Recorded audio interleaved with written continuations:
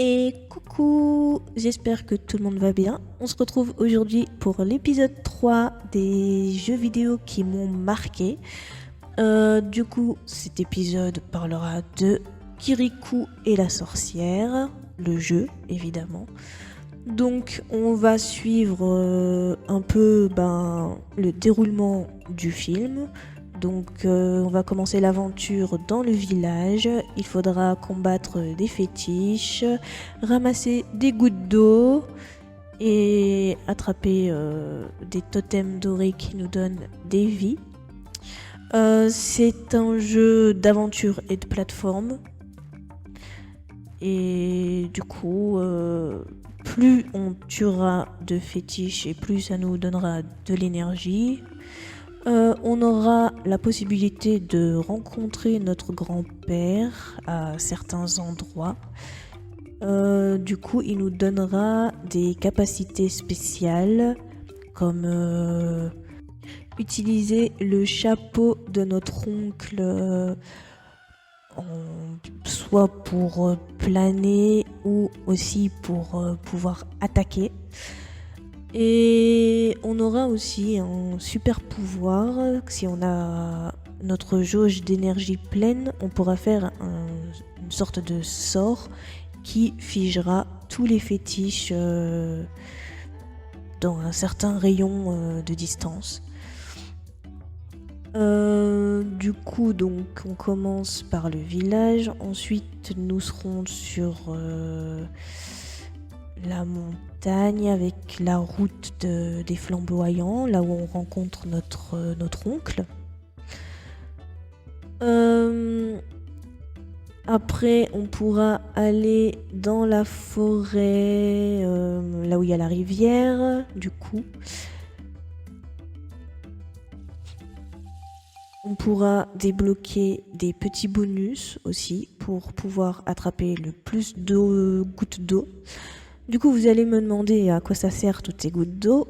C'est à la fin de chaque niveau, on a la possibilité de parler avec notre mère qui est en compagnie d'un petit écureuil. Et du coup, l'écureuil, on peut lui donner justement un nombre de gouttes d'eau qu'on souhaite. Et en échange de cette eau, soit il nous donnera le double, soit il nous donnera que dalle. Et du coup, avec ces gouttes d'eau, on peut les donner à notre mère qui nous donnera en échange des vies. Donc c'est super utile parce que pour l'instant le jeu est assez facile, mais à partir du niveau de la forêt de nuit, là, ça commence à se compliquer. Il y a de plus en plus d'ennemis et voilà quoi, la difficulté monte d'un cran. Du coup, ensuite, après cette forêt, nous avons le niveau de la source qui est asséchée, du coup, comme dans le film. Donc ça ressemble à un gros désert, et on doit faire la même chose comme les autres niveaux. On a ensuite le niveau de la grotte, donc dans la source. On se rappelle quand Kirikou va tuer l'espèce de bestiole qui est en train de boire toute l'eau depuis des années et qui est toujours vivante, on ne sait pas pourquoi. Ensuite, nous arrivons donc derrière la montagne, quand Kirikou se cache du fétiche qui est sur le toit de Karaba la sorcière. Du coup, donc on est derrière la montagne et on cherche l'entrée de la termitière pour rencontrer notre grand-père. Mais cette fois le vrai, parce que je crois que du coup celui qu'on croisait dans les autres niveaux, c'était plus un esprit que lui-même. C'est je crois. Donc pour la première fois dans le jeu, on aura un truc spécial à faire. C'est que notre grand-père va nous envoyer donc faire demi-tour jusqu'au début du niveau. Donc il faudra aller super vite parce qu'on a un temps limité. Et du coup, on devra aller donc à la termitière rouge pour... je sais plus. Mais du coup, donc c'est le seul niveau qu'on aura un chrono spécial pour faire une mission. Donc ensuite, on arrive chez Caraba la sorcière et du coup, c'est le niveau qui en a traumatisé énormément à cette époque.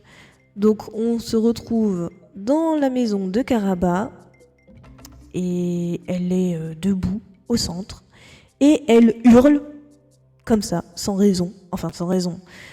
Sans raison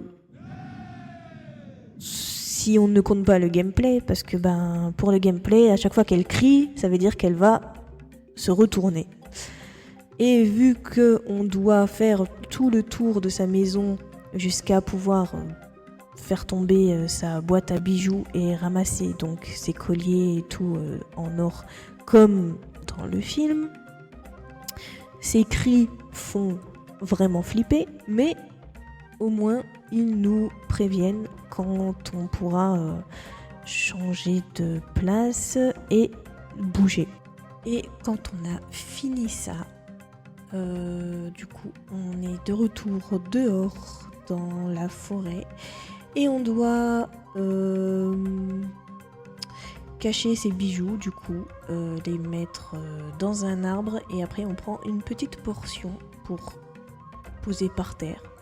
Et Caraba qui fait des allers-retours du coup en dessous des arbres. Donc nous ce qu'on doit faire c'est qu'on doit se cacher au-dessus d'elle et attendre qu'elle se penche pour ramasser ses bijoux et lui sauter sur le dos, comme dans le film. Et à partir de là, on a terminé le jeu et voilà. Il y a le générique de fin. Mais ce jeu, franchement, il m'a trauma pour plusieurs raisons. Déjà, donc il y a Caraba dans sa maison là, quand elle hurle, elle fait vraiment flipper. Je vous mettrai l'extrait de toute façon.